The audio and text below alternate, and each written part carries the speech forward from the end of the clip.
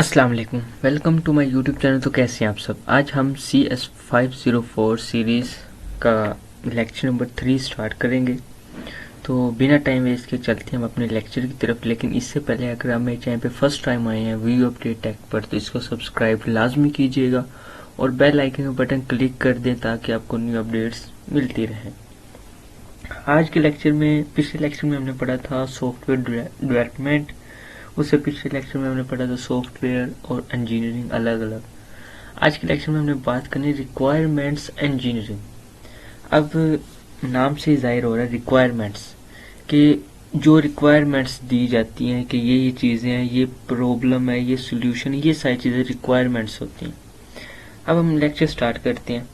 The process requirement engineering requirement engineering, the process of software construction and compasses and includes answer the following question. क्या what is the problem we solved, what is categorized, was it how will the entity is released, how will the entity is constructed, what approach to use, mean उसके सारे, उसकी conditions, उसकी जो चीज़ें जो वो पूछते हैं, जो उसकी रिक्वायरमेंट्स है, वो सारी चीज़ें हमने इसके अंदर ऐड करनी होती है। तो ये हमारे पास होता है रिक्वायरमेंट्स इंजीनियरिंग। अब नेक्स्ट जो हमने पढ़ना है सॉफ्टवेयर रिक्वायरमेंट डेफिनेशन। ये डेफिनेशन ही आपने कर लेनी है, सॉरी आपने नहीं करनी, मैं आपको करवाता हूँ क्योंकि बहुत ही इम्पोर्टेंट है।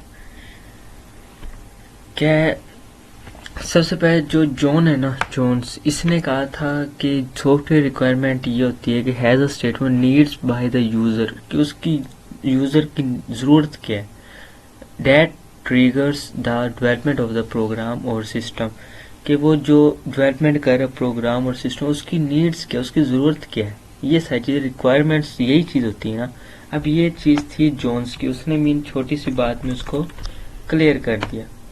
अब जो था ना ये सेकंड नंबर अलान डेविस, इसने थोड़ा सी बड़ी बात की। इसने कहा software requirement are user need, उसकी नीड्स एंड नेसेसरी फीचर, उसके नेसेसरी फीचर, फंक्शंस, एट्रीब्यूट्स और सिस्टम के अंदर जो चीज़ें उसको चाहिए होती है, पॉसिबल एक्सटर्नल डेट सिस्टम, जो भी उसके बाहर या अंदर, वो सारी चीज़ें उसकी ज़रूरत को पूरा करना, ये सॉफ्टवेयर रिक्वायरमेंट्स है।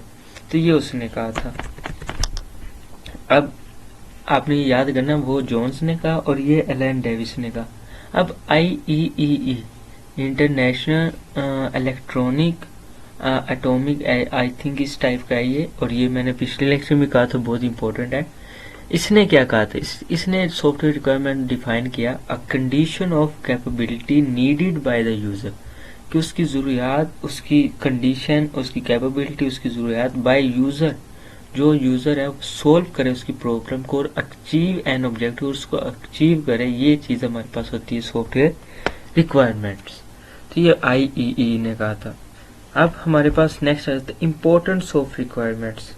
रिक्वायरमेंट्स इम्पोर्टेंस क्या है mean, the problem has been studied great detail and has been noted 40-60% of are defects found software projects can be treated bad to poor requirements. Importance of requirements में ये चीज़ आती है कि जो आपने सॉफ्टवेयर या जो प्रोजेक्ट आपने बनाया, जो उसको फाउंड किया, उसके अंदर आप कोई चीज़ ऐसी आती है जो सही नहीं बनी या कोई ऐसी मिस्टेक है, तो आपने क्या करना है, उसके अंदर जो चीज़ें फिर ऐड करनी है, ये हमारी चीज़ आती है इम्पोर्टेंस ऑफ रिक्वायरमेंट्स। मतलब ये बहुत ही इम्पोर्टेंट होती है वो चीज़ें। इसमें भी फ्रेड बुक ने ये कहा था और इसने अपनी ये स्टोरी भी इसमें इसने ये सारी बात की थी। तो the hardest signal part of the building of software system is decide to pray, ये आपने पढ़ लेना। ये है इतना इम्पोर्टेंट है भी और नहीं भी है, ठीक है। नेक्स्ट अब हम चलते हैं, नेक्स्ट हम जो बात करनी है,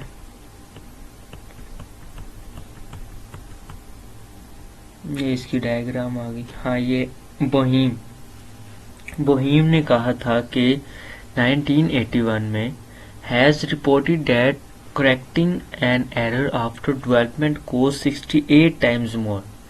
कि आपने जो चीज़ बनाई है ना, सॉफ्टवेयर है, कोई भी चीज़ डेवलपमेंट की है, उसके अंदर जो एरर्स होते हैं उनको जब आप करेक्ट करते हैं ना, तो आपकी कॉस्ट 68 टाइम्स ज़्यादा लगती है।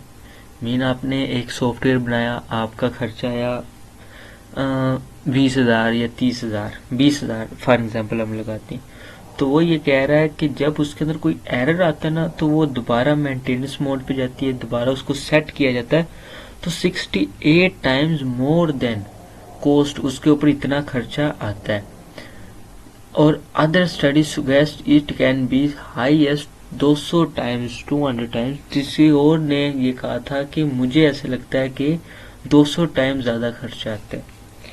समझ गए होंगे आपके, एक सॉफ्टवेयर तो हम बना लेते हैं, जब उसके अंदर एरर्स और ये चीज़ें आती है ना, तो खर्चा उससे ज़्यादा बढ़ जाता है। अब बात आ जाती है role of requirements. Role of requirements क्या है? Software requirement documents plays the central role of the entity. मतलब सॉफ्टवेयर रिक्वायरमेंट्स उसकी जो होती हैं, डॉक्यूमेंट प्ले मीन उसका फंक्शन जो है, उसके अंदर क्या करना है क्या नहीं करना, ये सारा कुछ हमारा सेंट्रल रोल आ जाता है एंटाइटी सॉफ्टवेयर डेवलपमेंट की प्रोसेस का, कि उसके अंदर फंक्शन क्या होना है, उसके अंदर क्या चीज़ करनी है क्या नहीं करनी, मेन इम्पोर्टेंट उसका रोल आ जाता है। ठीक है, उसके बाद नेक्स्ट यहाँ पे अब जैसे इसके अंदर देख सकते हैं क्या है कि सॉफ्टवेयर की रिक्वायरमेंट्स क्या है। सबसे पहले तो आपने एक प्रोजेक्ट की प्लानिंग की, उसके ज़रिए आपने सॉफ्टवेयर रिक्वायरमेंट की, और इस सॉफ्टवेयर रिक्वायरमेंट की भी प्लानिंग। अब क्या है, सॉफ्टवेयर रिक्वायरमेंट्स के लिए प्रोजेक्ट ट्रैकिंग होना ज़रूरी है, उसके लिए चेंज कंट्रोल, और चेंज कंट्रोल क्या करता है, सॉफ्टवेयर रिक्वायरमेंट्स की तरफ मूव कर रहा है। मीन सिस्टम टेस्टिंग क्या होता है, यूज़र डॉक्यूमेंटेशन अगर होगी तो सॉफ्टवेयर रिक्वायरमेंट्स में यूज़र डॉक्यूमेंटेशन भी ज़रूरी होती है ना, कंस्ट्रक्शन प्रोसेस भी ज़रूरी होता है। तो ये इसका रोल था, और यहाँ हमारा लेक्चर नंबर 3 एंड होता है। तो नेक्स्ट इंशाल्लाह हम लेक्चर 4 में पढ़ेंगे बाकी जो चीज़ें। तो मिलते हैं इंशाल्लाह next lecture number 4। Take care, अल्लाह हाफिज़।